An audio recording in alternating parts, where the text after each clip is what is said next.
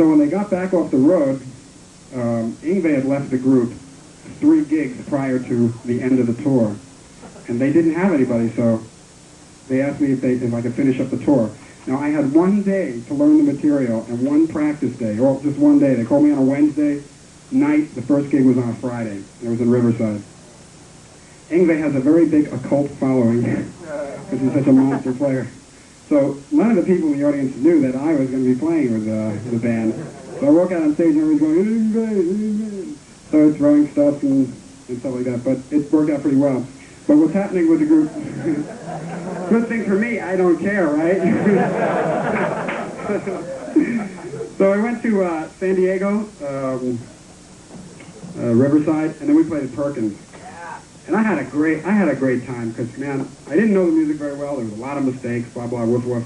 But I just got to turn it up so loud. It was just so loud, and it was great. And, you know, I had like 5 Marshall stacks or something.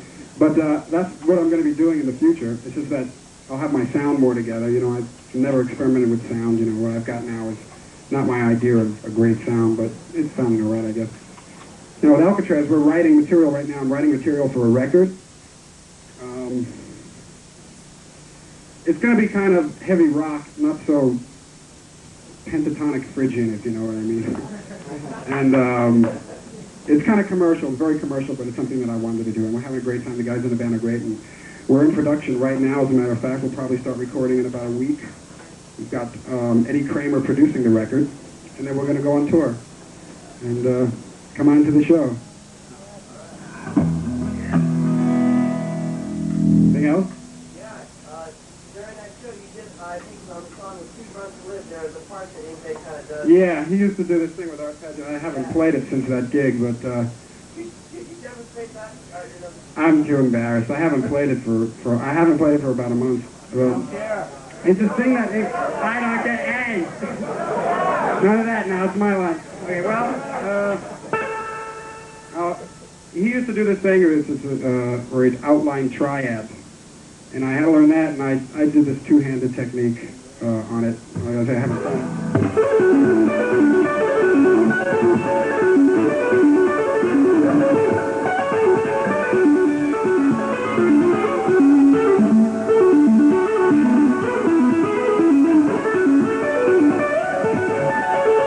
Something like that. It's really sloppy now. Pretty horrible. Don't clap. No, stop.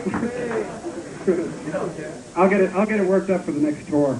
You know, really. But what I was talking about is playing with a metronome. See, I sat with that thing at one point, and it was like a meditation. You just keep going over it and over it. You can hear it start to sink in. You know, you can hear it start to sync up, and you know it's right. You know, and that's how you learn how to play odd rhythms real well. You know, an odd meter.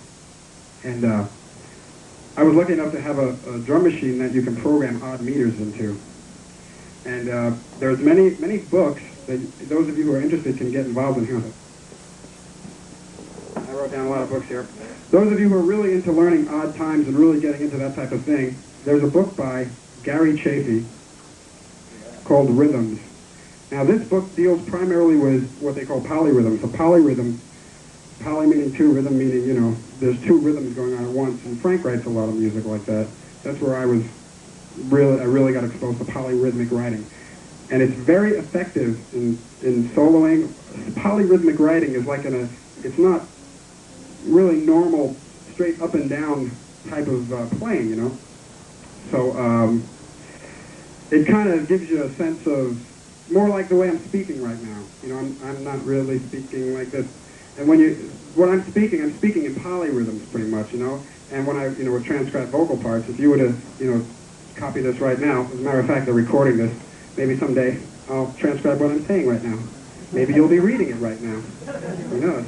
But anyway, so when you get into polyrhythms, your playing starts to take form, you know, more lyrically, and that's why it would help me. But there's a book called Rhythms by Gary Chafee. There's a book by Pasquale Bona, and that's a real good book. And there's a book by Pete Magadini called Polyrhythms. Those of you who are interested. Pasquale Bona.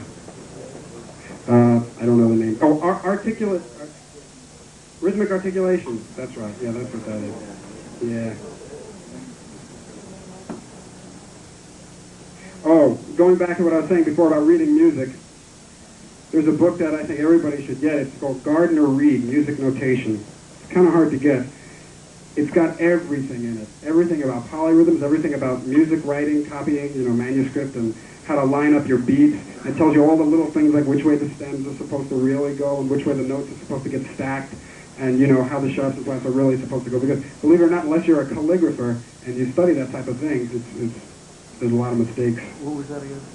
A book called Music Notation by Gardner Reed. So demonstrating polyrhythms, not polyrhythms, demonstrating odd meters. We're going to do a song. As a matter of fact, odd meter that I practiced up was the last song, this thing that went. What that is, that's 5/8. 5/8 and 6/8. And I'm subdividing it 2 and 3. The 5 is being subdivided 2 and 3. 1, 2, 3, 4, 5, 1, 2, 3, 4, 5. And the 6 is being subdivided 2, 2, and 2. So it's like 1, 2, 3, 4, 5, 1, 2, 3, 4, 5, 6. 1, 2, 3, 4, 5, 1, 2, 3, 4, 5, 6.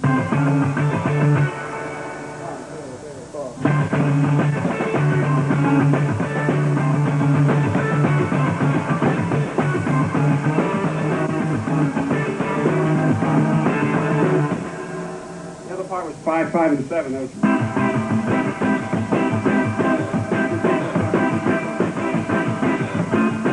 The way that you get that even is you take a metronome and you just meditate to it. You just for hours non-stop.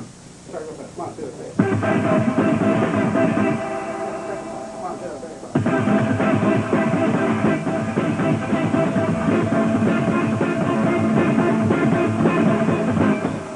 These books can turn you onto that stuff more. This next song is called No Pockets because it's in a lot of odd meters and stuff. Named by Sir. You have a question? Yes. You essentially write it in around an odd meter and you just come up with that. Well, it's according. Sometimes if I want to break myself into something that I can't do, I'll write something I can't do and then practice it. And sometimes you hear something in your head that's an odd meter. Any other questions?